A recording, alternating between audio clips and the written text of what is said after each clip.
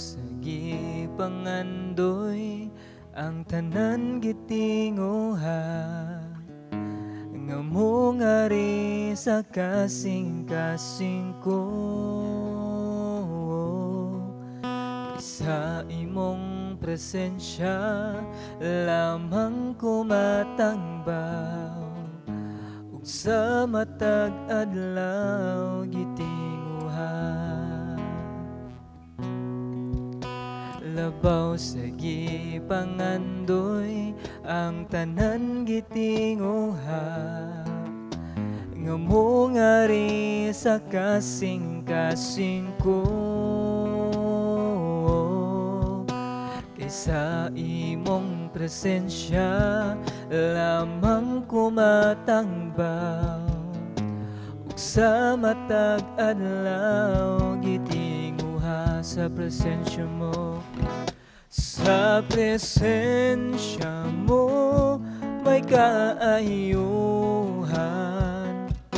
sa presensya mo kasiguruhan, sa presensya mo adunay kalipay,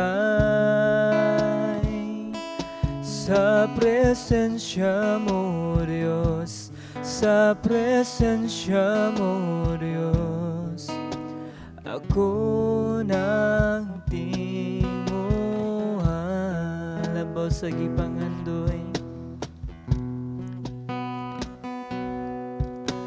labaw sa gipangandoy ang tanan gitinguha nga mo ngari sa kasing-kasing ko kaysa imong presensya lamang ko matangbaw ug sa matag adlaw gitinguha sa presensya mo may kaayuhan, sa presensya mo kasiguruhan, sa presensya mo adunay kalipay, sa presensya mo Diyos, sa presensya mo Diyos, ako nagtinguha, ako nagtinguha, ako nagtinguha.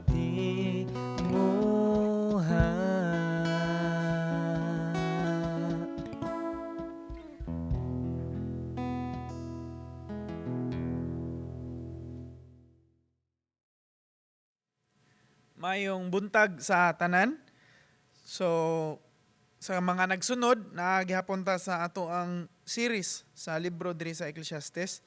So kung namin mga Biblia, naanata karon sa 11, magsugod ko sa 7, unya mo humanta sa 12 kutob sa bersikulo 7 sad. So last two topics para kani nga libro. So next week amo end ani nga topic si Pastor Wense og magbuhat na sa taglain nga series. So kung may mga Biblia play kog abli sa Ecclesiastes. So before ta mo ato mubasa sa ato ang passage karong kabuntagon, ang Biblia nag-ingon or ang tao nagtuo, kita nagatuo nga nagid tay mga panahon or gitawag na tog season kung sa English pa. Panahon sa tanan nga mga butang. Gali ato nang nasayran o ato nang nakatunan sa mga niagi nga passage or sa mga niagi nga chapter diri sa Book of Ecclesiastes. Actually sa kapitulo 3, naghisgot dira si Solomon about sa mga panahon or season sa tao or kinabuhi sa tao. May mga maayo, may mga bati. So na siya gingon nga nay panahon sa tanan.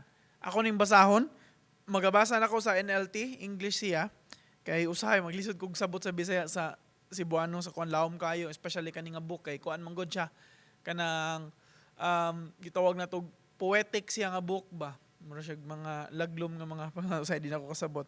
So sa English ningon dira sa chapter 3 ingon dira, there's a time for everything and a season for every activity under the heavens. So naadyoy panahon daw sa tanan.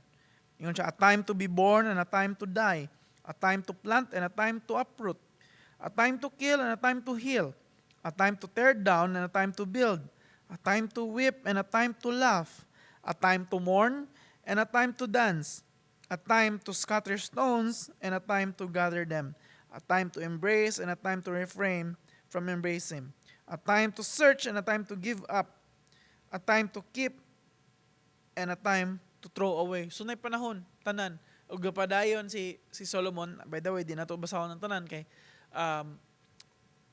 di man ni mga ato ang passage karon. Pero dira nagpakita nato nga naadyoy panahon sa tanan, no, nay mga panahon nga malipay, nay panahon nga mga sakit. Ug mo na atong hisgutan karong kabuntagon, panahon. Ug karong kabuntagon, gi-encourage ta or giingnan ta or gidadvisean ta ni Solomon nga sa ato ang panahon nga nasinati or sa season sa atong kinabuhi, kailangan atong hinumduman ang Ginoo. So karong kabuntagon maghisgot ta about pag hinumdum sa Ginoo sa bisag unsa nga panahon nga atong masugatan sa ato ang kinabuhi. Again, kung namoy Biblia dito sa 12 ay sa 7 ningon siya. 11:7 ningon siya. Light is sweet, how pleasant to see a new day dawning. When people live to a very, very old, let them rejoice in every day of life. But let them also remember there will be many dark days. Everything still to come is meaningless. Unya, ingon siya sa mga katigulangan. Unya, sa mga batanon, ingon siya, young people, it's wonderful to be young. Hindot magid may mga batanon. Enjoy every minute of it. Do everything you want to do. Take it all in. But remember that you must give an account to God for everything you do. So refuse to worry and keep your body healthy. But remember that youth with whole life before you is meaningless. Again, ingon na po si Solomon nga meaningless. Iyang gi-advisean ina na mga katigulangan o mga kabatanon nga enjoy imong kinabuhi. Pero at the end of the day, manubag gihapon ta sa Ginoo. So karon ingon ta sa 12 ingon siya, hinumdumi daw ang Ginoo. Ang pangutana, anong kinahanglan mato hinumduman ang Ginoo? Actually, iyan na siyang gitubag sa umaabot ng mga bersikulo, pero di ko ganahan nga i-sulti kay mo man ang topic ni Pastor Wency. So karon, maghisgot taon sa man mga panahon nga gipanghisgutan ni Solomon diri. Unya, atong tanawon po, susihon na to sa Biblia, nga kinahanglan man nato hinumduman ang Ginoo, especially sa mga panahon nga itong masugutan or sa season sa itong kinabuhi. So before ta mabasa sa itong passage o ato aning pag-uting kay ani ato sa magampo sa ta mga itag giya diha sa Ginoo. Labing gamhanan og dalaygo na mga Dios, salamat Ginoo sa pag-usab kay ikaw nagahatag ka namo og panahon diin Lord nga makabasa o makatuon na sad mi sa imong pulong. Hinaut ta Ginoo nga sa karong ka buntagon sa among pagpaminaw o pagbasa sa imong pulong. Hinaut ta Lord nga kini maghatag og kalamdagan sa among mga nahuna Ginoo. Kahatag og kausaban sa among kasing-kasing ug sa among mga binuhatan Ginoo.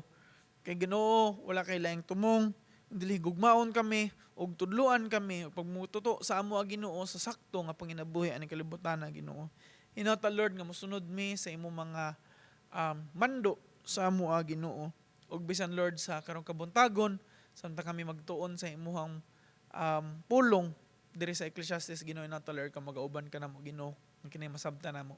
Kami nagatuo kung wala ka di kami kasabot sa imong pulong Lord. So hinata Lord nga may tabangan pinagi sa imong bilang Espiritu Santo Ginoo.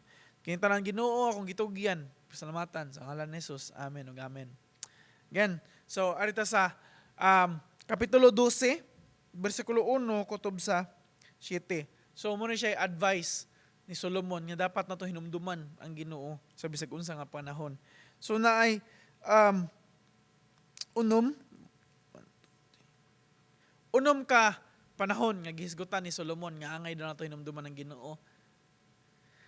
So ningon siya, una, samtang batanon pa ta or samtang bata pa ta ato daw ang hinumduman ng Ginoo. So sa bersikulo 1 ningon siya, don't let the excitement of youth cause you to forget your Creator. Muna ang Panginoon. So youth, ang pagka-excited kuno sa atong pagkabatanon.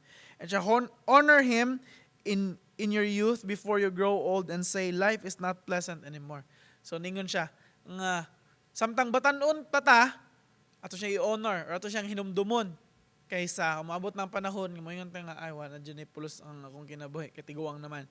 Pero usahay man gud ang batanon mo ni siya ang ato ang time nga murag kiat kayo ta kanang lihok kayo ta kay nga naman physically active ta, no, kanang tanan nga na-discover na to atong buhaton nga daghan kayo og disang kanisad nga time nga muratag malisang sa mga butang sa kalibutan o nya diri pod nga time nga murag diha nato ma-disregard or atong malimtan ang ato ang mga obligasyon o ato ang relasyon diha sa Ginoo. So mo nang ingon si Solomon samtang batanon pa mo hinumdumi enjoy nimo kinabuhi pero hinumdumi nga naa gyud gihapon ang Ginoo. Ikaduha ningon siya hinumdumi ang Ginoo sa ato ang mga dag-om or kanang gitawag na tog bati nga mga adlaw or gitawag na tog kanang dag-om nga adlaw, guol nga adlaw, no? Kung kasagaran no kung mag-uwan paduong na muuwan kay murag lain, murag gloomy, murag ngit-ngit, murag inana ingon si Solomon nana o ginana iyang pag-describe sa bati or guol nga adlaw. Ingon siya sa verse 2, remember Him before the light of the sun, moon, stars is dim to your old eyes. Ingon siya, sa di pa kuno mo, mungit-ngit ang kahayag sa adlaw, sa mga stars or sa moon. No, nindot mo na tanaw, ng hayag sila. Ingon siya, and rain clouds continually darken your sky. So tungod kay, na ngit-ngit siya, tungod kay, sa man, dag-om. So kung gloomy kayo ba? So ngit-ngit.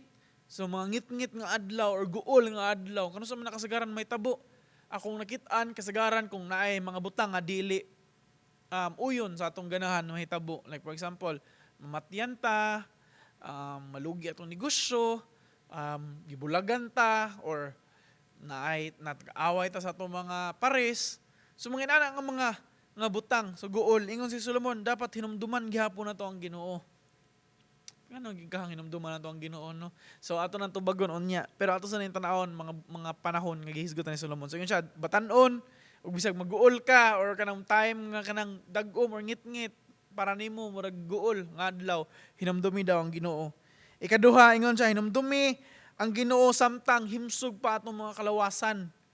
No? Dili lang kuno kay batanon pa ta or naguol ka, bisang himsog imong kalawasan, dapat hinumduman na to ang Ginoo. Dingon dira sa verse 3 siya, remember Him before your legs, the guard of your house start to tremble. And ang ihong leg kuno start to tremble ka na magkurog ba. So karon himsog pa man kayo ato mga tuhod. Kasagaran mga tiguang no kasagaran mo dira na mo nang hinay na mulakaw kay di na himsog ang mga paa. So mo na pasabot ni Solomon, so physical.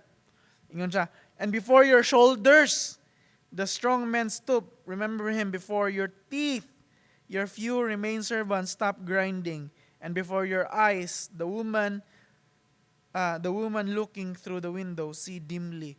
So naghisgot siya, basically naghisgot siya about sa atong mga physical nga panglawas, atong paa, atong shoulders, dire kasagaran mo man sa unang panahon labor na naman nila ha. Dire kung dagko kag mga dire mag-gym, magpadako na sa mga shoulders para nindot og barog ilang ngipon ang teeth. Iyan ang gi-describe dire as servant kuno nato ngano man kay mo man mo tuon nato kung muusap ta. Stop grinding kuno. Say, di ba? Tiguang ta mo, wag tang man nato mga ngipon, magpustiso na lang ta.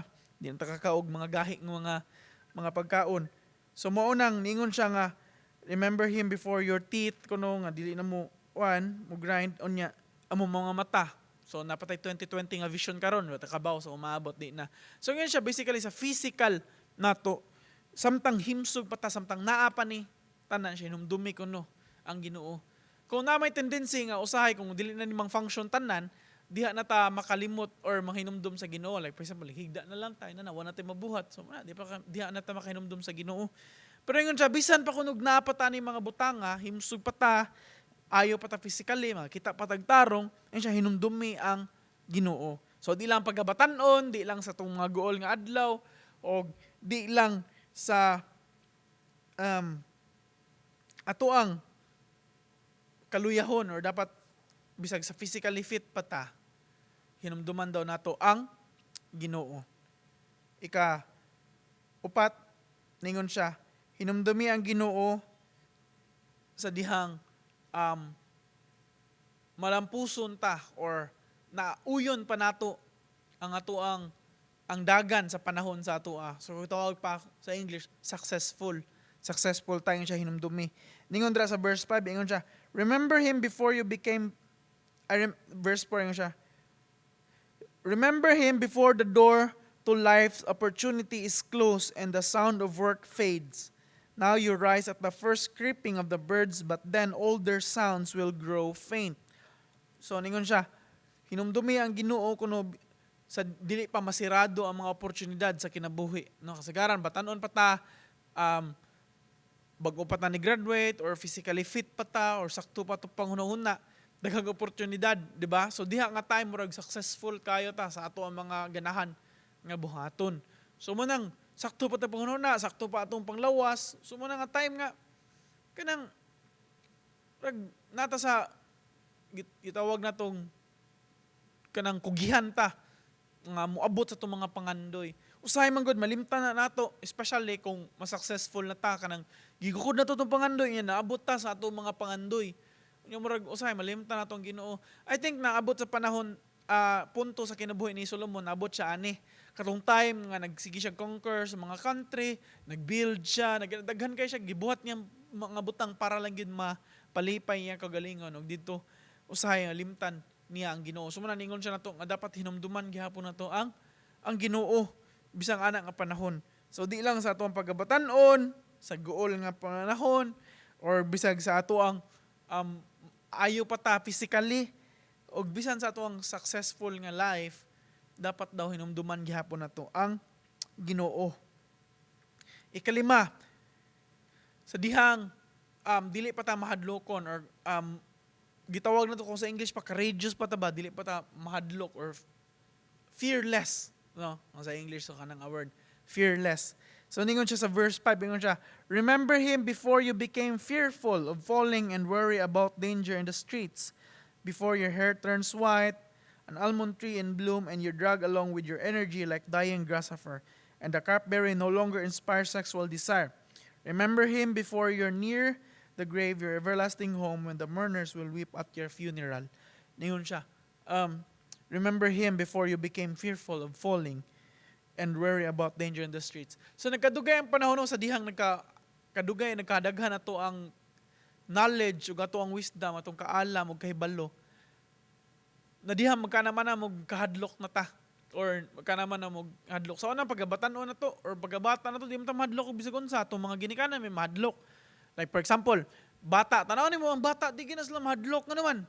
Umusla kay baon sa mahitabo nila or umusla kay baon sa danger sa life. So for example, kani very common. Kung adto kag playground, mga bata dito pakit-an nimo pasagad gyud, bisag taas kang slide mo slide. Nayuban mga bata mahadlok or minana. Pero uban mo swing la bisag unsa na nilang giduaan. Og imong tanawon ng mga naong sila mga ginikanan, mapirwisyo murag makuyawan. Pero ang bata ang taon, lingawa ang taon. Kaya nga naman, huwag siya kaybaw. Pero sa dihang, masinatin niya nga, nasakitan siya, natagak siya sa swing baron, or unsa, kaybaw na siya nga, masakitan siya. So another kaalam nga nadungag sa iya, or kaybalo, nga nadungag sa iyang una-huna. So manang, sunod, di na kayo siya mukiat about, uban, mukiat gihapon, wag di gihapon mo tagam, or uban, mo ingon ni tagam na ana. So kumbaga, kung magkadugay ang panahon, magkadaghan ang imong impormasyon nga nakuhan sa imong hunahuna, gitawag di man ingon sa mahadlok, pero kan careful na ka sa imong pagalihok, no? Ngayta for example, ako kahinumdum jud ko pagabatanon nako. Kadlawon duha ko computer kay nga mas barato man. Duha ko computer. Kadlawon mga alas 2, alas 3, maglakaw pa ko sa dan. Karon Sa dihang mahibawan ako nga grabe na kayong tulis, grabe kayo ang mga mo kidnap, mga butang ba, mga kala, mga kuyawan na ta, mga no? Especially sa mga ginikanan, mga experience, so mahadlok sila para sa mga anak, pero lang mga anak, di, yun. So ingon siya, even maabot ng punto, nadaga na kay kagaalam, yung bro na kag mahadlok ba, sa mga butang, ng mga panghitabo, ingon siya nga, hinumduman gyapon na to ang Ginoo. So di pa na maabot ng mga butang. Kaya usay makibawon mahadlok naman ta, or diha naman ta mo mahinumdum sa Ginoo sa dihang nahadlok na ta.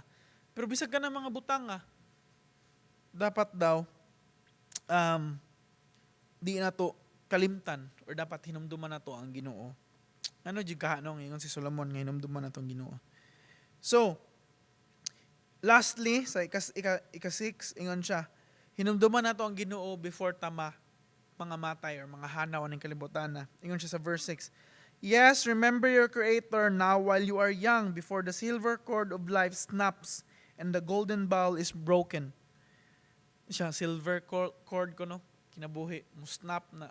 So, patay na ta. So, ingon siya, don't wait until the water jar is smashed at the spring and the pulley is broken at the well. For then, dust will return to the earth and the spirit will return to God who gave it. So, kamatayon, nagisgot si Solomon og kamatayon, di ba?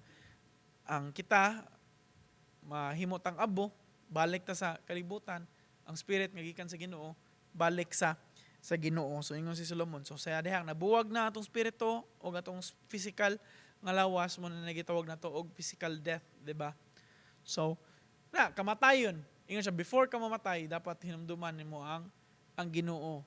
So before na maabot nga kanang magtinga na ka, or 50-50 na ka mabuhi ba, or 90-10 na lang ka nga mabuhi ba, siya hinumduman daw gihapon nato ang Ginoo bisag di pa na maabot nga panahon. Kaya usay easy man gud nato mga tao nga makahinumdum sa Ginoo sa dihang nagtinga na ta or sa kalisdan sa atong kinabuhi.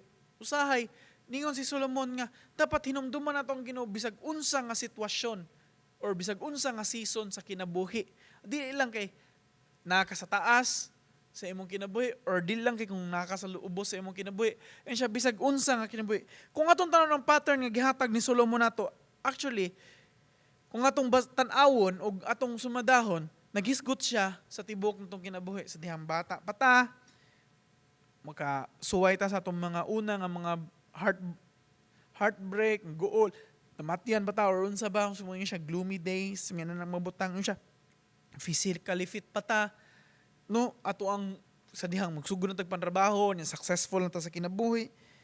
Unya, antod maabot na ta sa tiguang na ta, antod mo retire na ta. Sumo na mga na kay tag mga kaalam, hadlok na ta ng mga butang. Unya, ningon siya, before ka mamatay, so maabot ang time nga mamatay ta. So baga, naghisgot si Solomon sa ato ang pagabatan-on, antod nagsige na tag-discover sa life, nasakitan ta, nalipay ta, nagmadaugon ta, napildi ta, nabisag unsa na nga nasinati nato sa ato ang kinabuhi. Unya, antod ningon siya nga antod mamatay ta, antod mobiyat ta ning kalibutan nat. Ingon siya, hinumduman nato ang Ginoo. So, sa sinugdanan antod sa katapusan sa atong kinabuhi, angay natong hinumduman ang Ginoo. Ug mo na giingon ni Solomon sa ato ug ang pangutana nga anumang angay natong hinumduman. Actually gitubag na siya ni Solomon dire, pero di kay ko mo hisgot ana kaysa kung gingon pa si Pastor Wency maghisgot ana next week. Pero karon akong tan-aw nganong kinahanglan nato hinumduman ang Ginoo. So kitang tanan kay bawo gid ta nga ang Ginoo maoy ato ang mutabang sa bisag unsa, muhatag natog kalipay, kalinaw, ayo sa atong mga kasakit, sa tanan natong sitwasyon, ang Ginoo mo yung nagatabang nato. So daghang reason actually nganong hinumduman nato ang Ginoo sa every season sa atong kinabuhi, mag-uol man na o malipay. Daghang reason. Pero kanong kabuntagon maghatag ko og tulo nga reason, nga lig-on nga reason nganong angay natong hinumduman ang Ginoo sa bisag unsa nga season, di ba? So itong pagbata pa tanto natiguang ta nganong angay man nato hinumduman ang Ginoo. So una, angay na to hinumduman ng Ginoo, kaya ang Ginoo sovereign siya, or gitawag na to sa soberano ang Ginoo. So kumbaga, Siya ay in control sa tanan. Di lang kay nakahibaw siya, kundi siya ay nagkontrol. Tanan na hitabo, aning kalibutan na nakontrola or gikontrola or ang Ginoo mo'y nagdumala. Siya mo'y tawag na to, kung sa English pa siya mo'y nag-govern sa tanan nga pang hinitabo aning kalibutan na. So dira sa Efeso 1:11 gingon dira. Efeso 1:11 gingon siya. Furthermore, because we are united with Christ, we have received one inheritance from God. For He chose us in advance. And this, ingon siya, and He makes everything work out according to His plan. Tanan ko no, iyang gibuhat, sumala sa iyang plano. So kung unsa yung giplano muna ang mahitabo. So giplano na ang tanan sa Ginoo sa sinugdanan ug sa katapusan. Di lang sa akong kinabuhi, di lang sa imuhang kinabuhi, kundi sa tanan nga butang aning kalibutan na giplano na sa Ginoo. So dira nagahisgot nga sovereign ang Ginoo, kay bawo siya sa iyang gibuhat. Kay bawo siya sa tanan nga mahitabo aning kalibutan na, kay siya ang gaplano.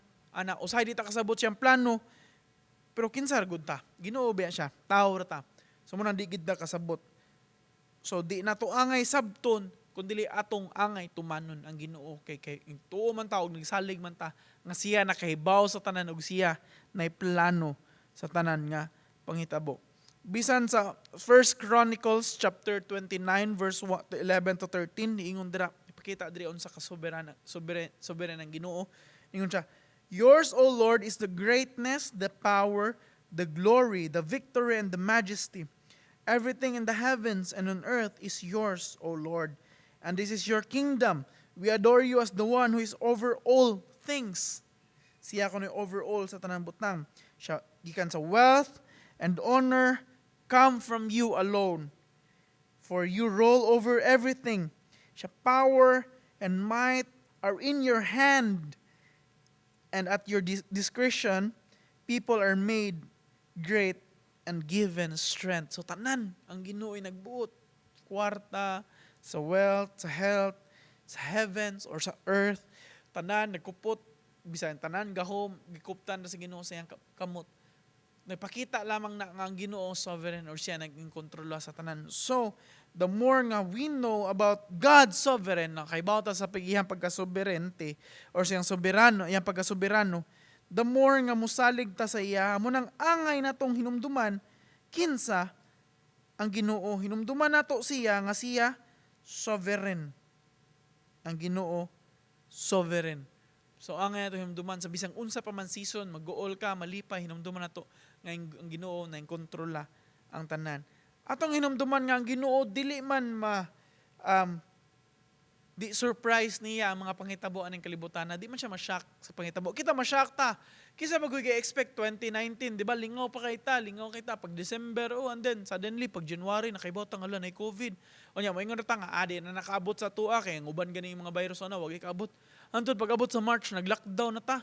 Onya, moingon ta 2 months na ni, 3 months na ni. Hantod pila na ka umabot no December na lang. Hantod naabot ng 1 year. Hantod karon nagsige gihapon tag careful kay nga naman tungod sa pandemic. Para na to, masyak ta, umta kay bawa na. Di ba, lipay kita, natay mga plano niya, naguba nga naman, lockdown, nga na. Pero ang Ginoo, sovereign man siya, wala siya masyak ng mga butanga, kay bawa na ang Ginoo, ana. Tanan nga panghitabo, gialaw sa Ginoo, or wa gialaw sa Ginoo, kay bawa na siya, ana. Nga naman, sovereign ang Ginoo. So, manang angay na to hinumduman. Sa dihang may numdum ta nga, or ang Ginoo sovereign. Nag-uol man ta, manalipay man ta, kay bawa ta nga ang Ginoo, nagaplano sa tanan. Ikaduha, di lang kay sovereign ang Ginoo kay bawo sa tanan, kundi lang Ginoo nag-uban ka nato. He is with us. Ang Ginoo akong balikon nag-uban ka nato sa bisang unsa nga season sa tong kinabuhi. Malipay man ta, mag-uol man ta, kasakit man, kalami man, kabisang unsa nga butang nga atong nasugatan, ang Ginoo nag-uban ka nato. He is with us. Sa Joshua 1:9 diingon dira, have I not commanded you? Be strong and courageous. Do not be afraid. Do not be discouraged. For the Lord your God will be with you wherever you go. Sa dihang gisugo si Joshua sa Ginoo nga siya mo take over ni Moses. Niya, padung na sila mo musulod sa promised land nga gihatag sa Ginoo. And then nakasalay kailangan i-conquer Unya gingnan sa Ginoo si Joshua nga ayaw kahadlok nag-uban ra ko kanimo. Mo na iyang promise ni Joshua. Usa pod sa iyang gipramisan si Prophet Isaiah. Ningon siya sa Isaiah 41:10 ingon siya, "So do not fear, for I am with you. Do not be dismayed, for I am your God. I will strengthen you and help you.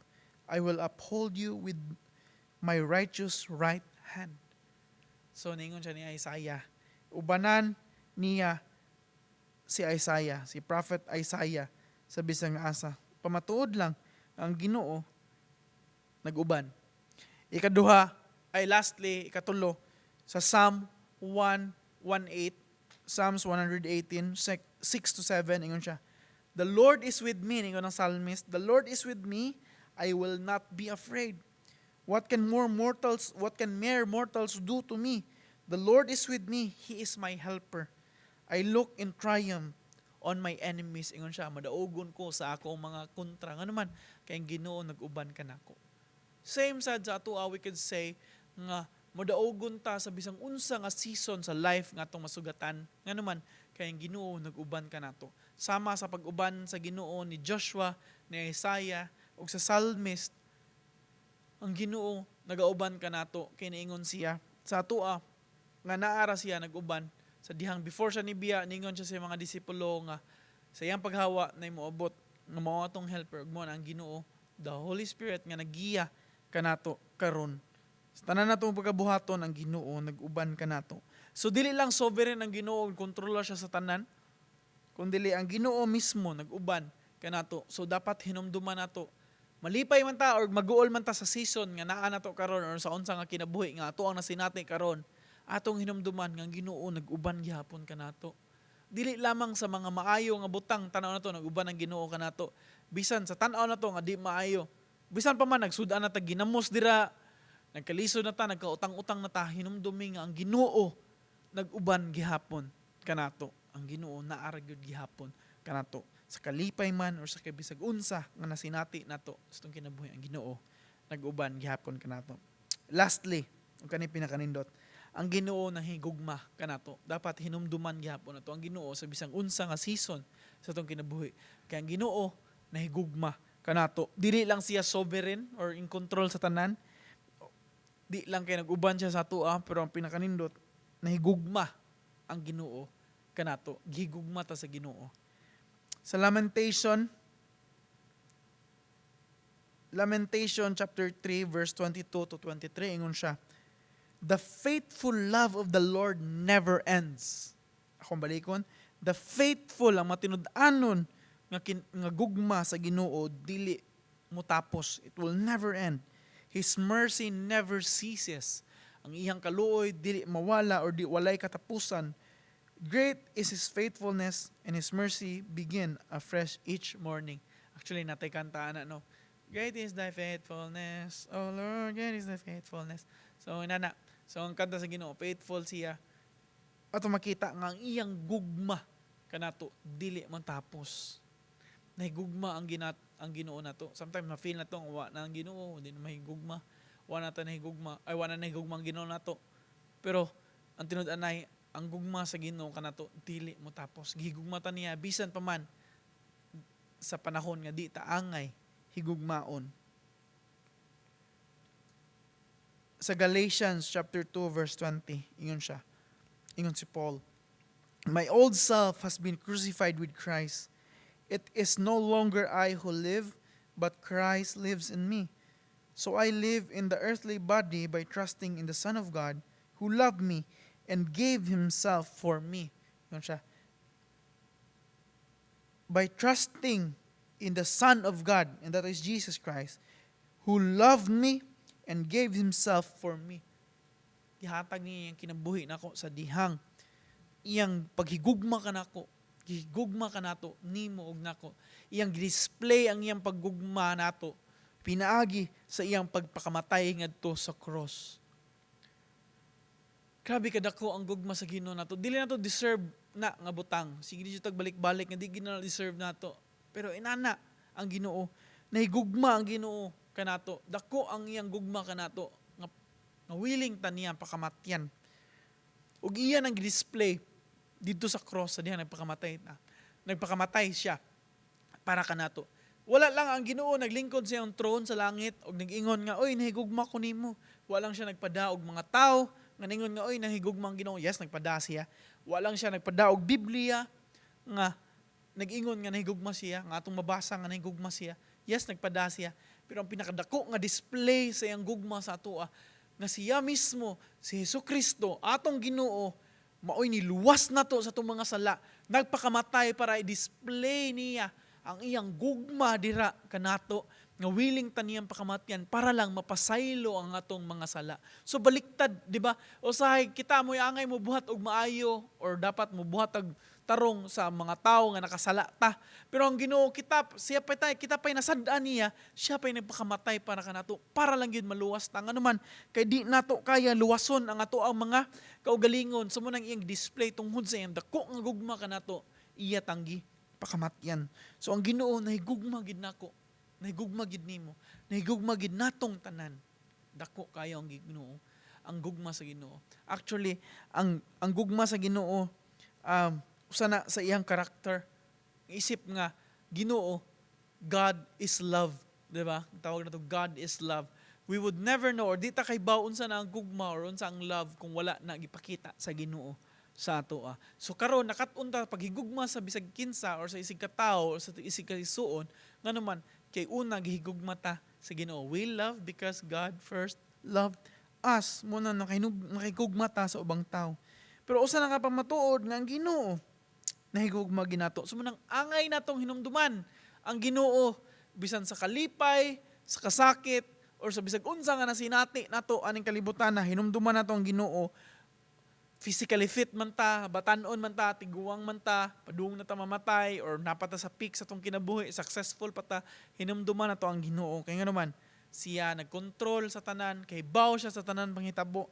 Unya, anak kanindot, nag-uban siya nato, sa kaguol or kalipay, nag-uban, pinakanindot pag yun, nahigugma siya ka nato, ang iyang gugma, dili mo tapos, walay katapusan ang gugma sa Ginoo, hantod na sa kahanturan, hantod na sa tupog uban niya dito sa lugar nga iyang giprepare para kanato sa umaabot.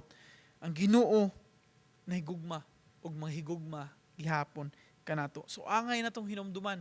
Kay usahay mo gud makalimot na ta sa Ginoo, makalimot ang anay Ginoo nga naa nag-uban naay Ginoo nga higugma nato, nga naay Ginoo na kontrol sa tanan, especially kung mahitabo sa mga butang nga dili uyon sa atong ganahan. So ang Ginoo nagugmason nindot kayo nga ningon si Solomon daangay nato nga hinumduman ang Ginoo sa bisag unsa nga season sa atong kinabuhi, unsa atong mga nasinati aning kalibutan na nga naman kay ang Ginoo siya in control, nag-uban kanato ug nanghigugma siya. Allow me to tap mahuman ani nga mensahe pinagi sa quote ni Charles Swindoll or also known as Chuck Swindoll. Aningon siya, when you accept the fact that sometimes seasons are dry and times are hard and that God is in control of both, ingon siya, sa diha ko nung madawat nato nga usahay sa kinabuhi na ay mga bati, na ay mga nindot, pero sa dihang atong nahibaw-an nga ang Ginoo gihapon ang nagkontrol sa bati man para nato or nindot man para nato. Ingon siya, we will discover a sense of divine refuge. Diha nato madiskubrihan nga ang pagpamalandong, divine nga pagpamalandong diha sa Ginoo. Kay bawo man ta nga siya ni control sa tanan. Siya because kay tungod kay ang hope naa na sa Ginoo ug dili sa to mga kaugalingon. Diba? So sa dihang mahinumdum ta sa bisang unsa nga season sa ato ang kinabuhi, naa ang Ginoo. Kay bawo ta ang Ginoo nga nagugma kanato. Kay bawta nga maka-take refuge ta or magkapamalandong ta sa iyaha kay nganuman kay atong pagsaligwa naman sa atong kaugalingon kun dili naa naman diha sa Ginoo. So basically atong saligan ang Ginoo, di lang angay nga hinumduman kundi saligan nato siya sa bisang unsa nga butang or season sa kinabuhi nga atong maagian aning kalibutan na. Hinaut-unta mga igsuon kundi ni Kristo ato hinumduman nga ang Ginoo in kontrola sa tanan, ug siya nag-uban ka nato, ug nahigugma siya nato, bisan unsa pa man nga season sa tuang kinabuhi karon. Magampo ta. Labing gamhanan ug dalaygo na mga Dios, salamat Ginoo. Sa imong pulong, nagpahinumdum ka namo nga angay gyud ka namo hinumduman Lord, sa bisang unsa nga season sang kinabuhi Ginoo. Batan-on pa man gani mi, trabaho na, nasuway na mig mga nasakitan or nabisag unsa nga mga muna sugatan aning kalibutan na hantod sa time Ginoo nga kami mobiya aning kalibutan na hinatalard Ginoo nga makahinumdum og hinumduman ka namo Ginoo. Kay tungod ikaw ang control sa tanan, ikaw ang nagmugna sa tanan, so ikaw ang nagkontrola aning tanan Ginoo. Mabati man or manindot man para namo Ginoo, pero ikaw ang imong plano para na gyud sa among kaayuhan Ginoo.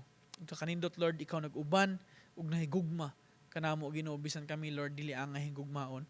So inata Lord nga kadkaron Ginoo sa among kinabuhi, sa bisan unsa man among masugatan aning kinabuhi ang Ginoo, di ka namo ipadaplin kundi Lord ipatunga gid ka namo or ipatubangan ka or mahinumduman ka Ginoo ug mosambitar mi Ginoo sa imong mga plano sa among kinabuhi.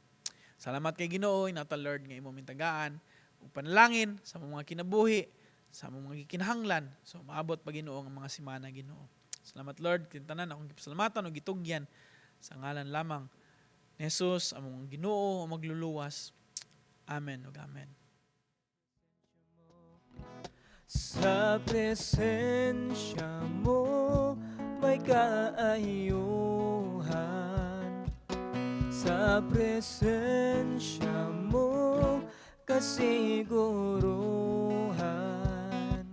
sa presensya mo adunay kalipay, sa presensya mo